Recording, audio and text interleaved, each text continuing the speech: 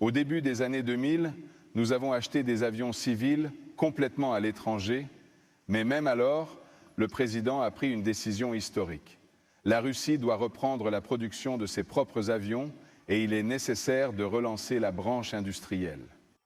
Développer des lignes attractives et compétitives pour les transporteurs dans les conditions actuelles du marché, consommant moins de carburant, confortables, fiables et abordables par rapport à leurs concurrents de première vague. Pour cette décision, pour résoudre ce problème, nous avons utilisé les fondements soviétiques et, dans la mesure du possible, nous avons impliqué des partenaires étrangers dans la coopération. Pourquoi ne pas prendre immédiatement le développement du CSSR ? Oui, tout simplement. Nos aéronefs ne répondent pas aux normes relatives au niveau sonore des émissions de carburant autorisées à voler vers d'autres pays. Ils sont devenus obsolètes pendant un certain temps, après la dissolution de l'Union, y compris. En termes de paramètres de consommation de carburant, ils ont donc invité des Américains, des Français, des Italiens et des Japonais. D'autres experts étrangers, notamment les Allemands, ont aidé. Nous avons commencé à fabriquer en Russie l'avion lui-même et de nombreux composants, y compris des centaines de milliers. Nous avons certifié le Superjet il y a plus de 10 ans. Il est désormais très important d'exclure de sa production les composants importés de pièces et de technologies, ce que nos ingénieurs le font avec succès. L'année dernière, les moteurs Podai 14 et les ailes composites russes de l'avion MC-21 ont été certifiés.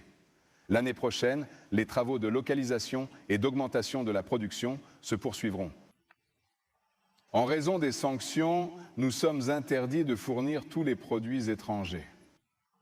Mais comme ils l'ont fait, ces restrictions ne font qu'accélérer la renaissance de l'industrie aéronautique russe, y compris les trains d'atterrissage domestiques, les moteurs, l'avionique, les pièces composites, les matériaux et bien d'autres composants. Bien sûr, ce n'est pas une tâche facile. Des problèmes persistent concernant le remplacement des composants étrangers. Mais nous allons y faire face. Nos ingénieurs et concepteurs travaillent dur à cette fin. Je crois que vous pouvez aussi contribuer dans les conditions où nous avons mis le poste de sanction sur le ruisseau. Il-96 et Il-114 modernisés. Ils sont équipés des technologies les plus avancées.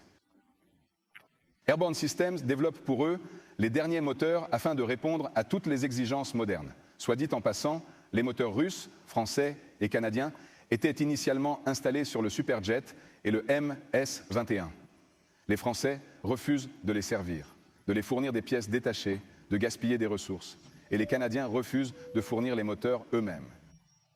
Dans ce contexte, nous allons accélérer le développement de notre propre moteur, à savoir le 8PD14AP-D35. Ils répondent parfaitement à nos besoins dans le domaine des turboventilateurs. Eh bien, le plus important est d'assurer la fiabilité, ce qui est le plus important pour nous. Le gouvernement a donné cette tâche à l'industrie et seules de telles installations peuvent fonctionner dans l'aviation civile. Aujourd'hui, nous sommes au total. Nous avons créé une gamme complète de machines. Un pays qui va entrer progressivement est nécessaire. La gamme est composée d'avions principaux à courte et moyenne portée, de nouveaux Superjets et MC-21, de régionaux Il-114 et Ladoga. Par ailleurs, pour les compagnies aériennes locales, il s'agit de l'avion Baïkal, développé pour remplacer le légendaire Maïs. Qui se souvient qu'il y avait finalement 6 priorités de tâches futures de l'industrie majeure qui ont été établies par un autre indigène. À Podolsk, près de Moscou, le célèbre concepteur d'avions soviétique Oleg Konstantinovitch Antonov, créateur de cette série d'avions de ligne, a déclaré qu'il ne suffisait pas de construire des avions de classe mondiale, nous devons être en tête, vous et moi devons nous battre pour cela. Les orientations les plus prometteuses ne sont pas seulement les gammes de produits traditionnels, mais aussi les systèmes sans pilote pour les avions civils et électriques supersoniques, ainsi que la capacité de fournir des avions basculants et des avions de ligne aux compagnies aériennes locales. Décollage et atterrissage verticaux. Je pense que la tâche principale de nos scientifiques devrait être de créer des technologies à forte intensité scientifique pour les systèmes modernes d'équipement aéroporté et terrestre des centrales hybrides. Au cours des prochaines années, il est prévu de développer et de tester des démonstrateurs de centrales hybrides utilisant de l'hydrogène liquide. Grâce à la faible température, il sera possible d'augmenter la puissance de ces composants électriques de près de 10 fois. Tout en conservant le caractère massif, le gouvernement continuera de traiter tous les problèmes du secteur aéronautique dans le cadre des programmes nationaux existants. Lancer une large gamme de modèles, comme je parle de nouvelles voitures. C'est seulement nécessaire pour remplacer Boeing et Airbus. Optimiser les liaisons intérieures pour faciliter et stimuler les citoyens, ce qui est important pour l'aviation régionale, reliant les régions peu peuplées. Le président ne cesse de nous le dire. Nous sommes également en train de relancer la fabrication nationale d'hélicoptères civils. Bien sûr, le marché est plus restreint, mais les exigences sont également plus spécifiques.